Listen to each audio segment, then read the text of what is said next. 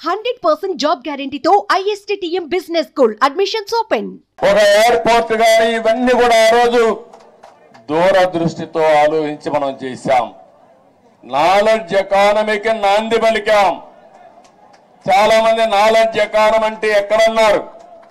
దానికి చిరునామాగా హైదరాబాద్ తయారు చేసిన ఘనత, ప్రారంభించిన ఘనత తెలుగుదేశం పార్టీది.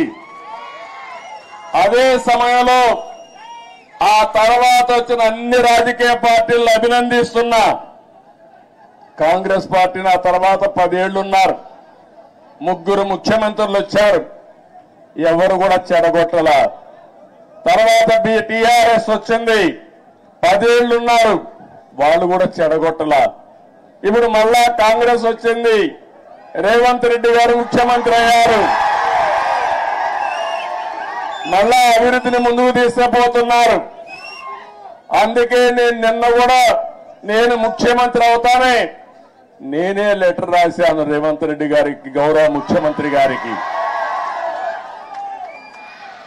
2 రాష్ట్రాల మధ్య కొన్ని సమస్యలు ఉన్నాయి, ఈ సమస్యల్ని పరిష్కారం చేద్దాం, నేను వచ్చి మిమ్మల్ని కలుస్తానని నేనే చొరవ తీసుకున్నాను. దానికి తెలంగాణ ముఖ్యమంత్రి సానుకూలంగా స్పందించారు. అందుకు ఈ సభ ద్వారా కూడా మనస్ఫూర్తిగా ధన్యవాదాలు తెలియజేస్తున్నాను. తెలుగు జాతి ఒకటి, అన్నదమ్ములు విడిపోతాం, విడిపోతే చిన్న చిన్న సమస్యలు వస్తాయి, భావోద్వేగాలు ఉంటాయి. కానీ అది శాశ్వతంగా ఉండకూడదు. ఎప్పుడైనా అన్నదమ్ములు విడిపోయినా బయట వాళ్ళు మన మీదకి వస్తే మన ఇద్దరం ఒకటేనని చెప్పి నిరూపిస్తామనా కాదా అని మిమ్మల్ని అడుగుతున్నా. ఆ ఐకమత్యం ఇక్కడ ఉండాల్సిన అవసరం ఉంది. మన జాతి ఒకటే, తెలుగు జాతి. మనం మాట్లాడే భాష ఒకటే, తెలుగు భాష. భాషను కాపాడుకోవాలి, జాతి ప్రయోజనాలు పరిరక్షించుకోవాలి. 2 రాష్ట్రాలు కూడా బాగుపడాలి, ముందుకెళ్ళాలి. అదే తెలుగుదేశం పార్టీ ధ్యేయం కూడా, అవునా కాదా మీరే ఆలోచించుకోవాల్సిన అవసరం ఉంది. ఇంకొక పక్కన మీరు ఒకసారి చూస్తే 2 రాష్ట్రాలు విడిపోయిన తర్వాత, అన్నాదమ్ములు విడిపోయిన తర్వాత ఎవరి కుంపటి వాళ్ళదే. కష్టపడితే సుఖపడతారు, ఎక్కువ సంపాదించుకుంటే ఆనందంగా ఉంటారు.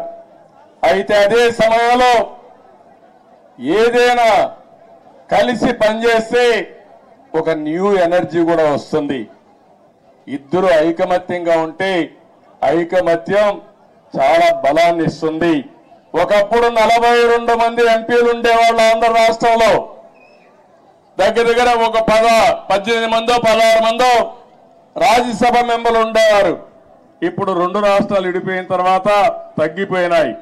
కానీ ఏ సమస్య వచ్చినా నేను ఒకటే చెప్తున్నాను, నాకు ఆంధ్రప్రదేశ్ అని తెలంగాణ కాకుండా 2 రాష్ట్రాల ప్రయోజనాలు, తెలుగు జాతి ప్రయోజనాలు కాపాడడానికి ముందరుంటాను. కొంతమంది ఆలోచిస్తున్నారు గొడవలు పెట్టుకుంటే సమస్యల పరిష్కారం అవుతాయని. గొడవలు పెట్టుకుంటే నీళ్లు రావు, సమస్యల పరిష్కారం కావు, అభివృద్ధి జరగదు. దానివల్ల లాభం కంటే ఎక్కువ నష్టం వస్తుంది. ఆ విధంగా కాకుండా ఎక్కడికక్కడ సానుకూలంగా చర్చల ద్వారా ఏదైనా సమస్యలుంటే పరిష్కారం చేసుకుని ముందుకు పోవడంలో 2 రాష్ట్రాలు కూడా ముందుకు పోవాల్సిన అవసరం ఉంది. ఇంకొక విషయం కూడా మనం గుర్తుపెట్టుకోవాలి, 2 రాష్ట్రాల్లో మనోభావాలు ఉన్నాయి. ఒకప్పుడు సమైక్య ఆంధ్రప్రదేశ్ లో కూడా తెలంగాణలో ఒక మనోభావాలు ఉండేటివి, రాయలసీమలో ఇంకొక విధంగా ఆలోచించేవాళ్ళు, ఉత్తరాంధ్ర ప్రజానీకం ఒక విధంగా ఆలోచించేవాళ్ళు. దానికి కారణం ఎక్కడికక్కడ సమస్యలు, అక్కడుండే ప్రత్యేకమైన పరిస్థితులు ఉంటాయి. కానీ ఈ రోజు కూడా సమస్యలుంటాయి, మనోభావాలుంటాయి. అందరి మనోభావాలను గౌరవిస్తూనే ఎక్కడికక్కడ ఐకమత్యంగా పోయి ఇచ్చిపుచ్చుకునే ధోరణిలో సమస్యలు పరిష్కారం చేసుకోగలిగితే దానికంటే ఇంకొకటి ఉండదని చెప్పి కూడా నేను మీకు తెలియజేస్తున్నా. ఇంకొక విషయం కూడా ఇక్కడ కూడా మీరు చూస్తున్నారు. ఈరోజు ఇక్కడ కాంగ్రెస్ ప్రభుత్వం ఉంది, ఆంధ్రప్రదేశ్ లో ఎన్డీఏ ప్రభుత్వం ఉంది. రెండు ప్రభుత్వాలు ఇవి.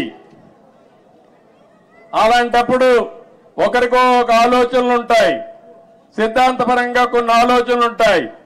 కానీ ఏ ఉన్నా తెలుగు జాతి ప్రయోజనాలు వచ్చినప్పుడు మాత్రం అందరం కలిసి పనిచేసుకోవాల్సిన అవసరం ఉందని చెప్పి కూడా నేను మీకు తెలియజేస్తున్నా.